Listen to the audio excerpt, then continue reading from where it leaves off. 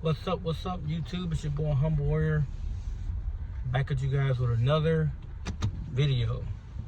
So this time, I was listening to Emmanuel Ocho today talk about A.J. Brown's performance against the Tampa Bay Buccaneers.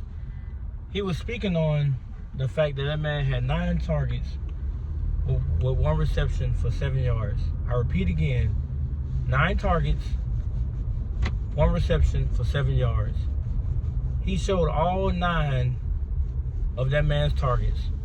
And let me tell you, that man had balls that were thrown out of bounds. Behind him, he had a near interception that was not his fault due to Jalen Hurts staring him down. He had one pass where he ran a simple out route, turned around expecting the ball to already be there. Jalen threw it basically out of bounds again on him. And it's making him look like he's not even the caliber receiver that people believe he is. So I looked up his stats just through 4 games, looked them up.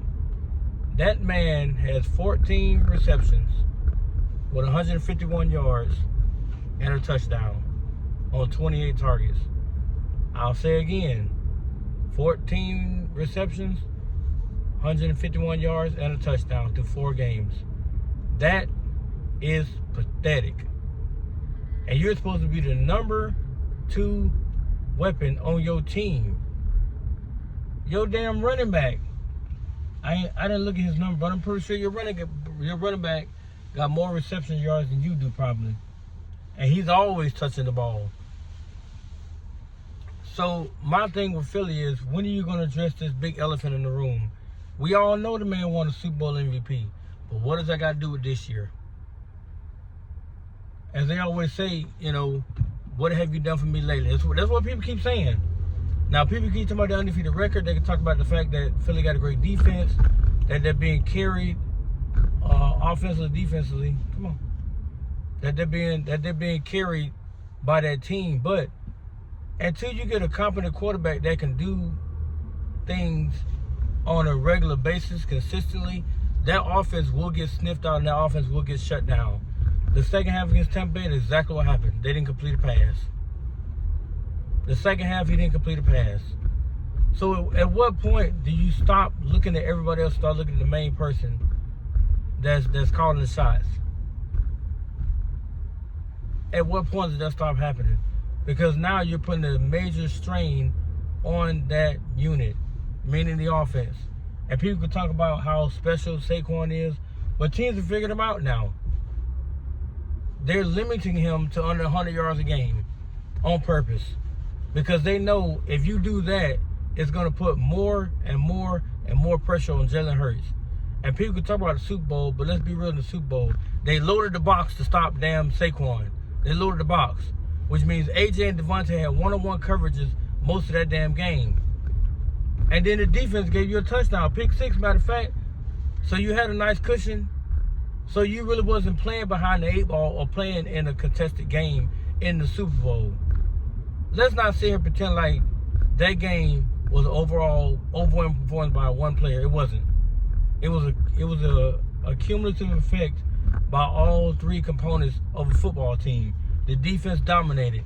The offense answered when needed to. But they was spotted at 7 already from the defense. And both lines of scrimmage were dominated by Philly. Kansas City didn't have a single damn answer.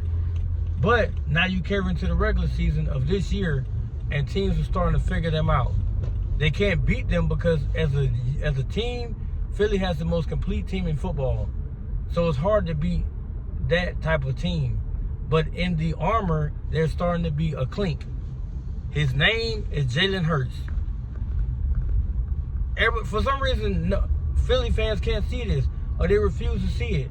All they see is the damn ring. They put this in your face. We got one, though. We got one. Yeah, but at what expense? You got the best running back in football. Yeah, but now even he's getting limited.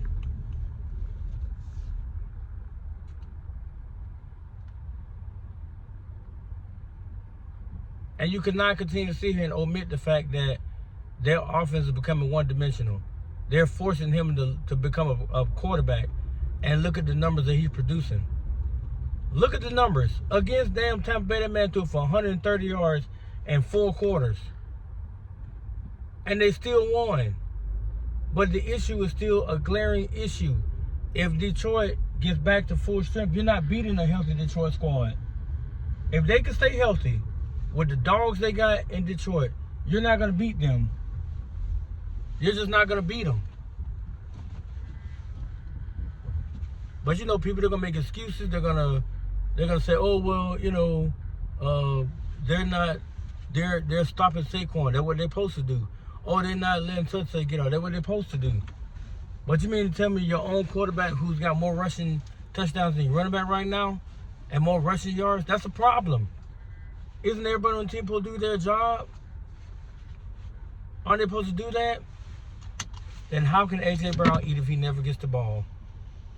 Or if he's limited on certain throws because they're out of bounds, they're not catchable, or they're at his damn feet? How you supposed to contribute to an offense like that? How? Devontae Smith, the same numbers. I think his is 14 receptions for like 156 yards. It's a 5-yard difference between the two of them. Or 4-yard difference, rather. How are they supposed to contribute? Wake up. Wake up, Philly. You got a problem. The only way they have moved on from that kid because 3 years ago, that GM decided he was going to build around him.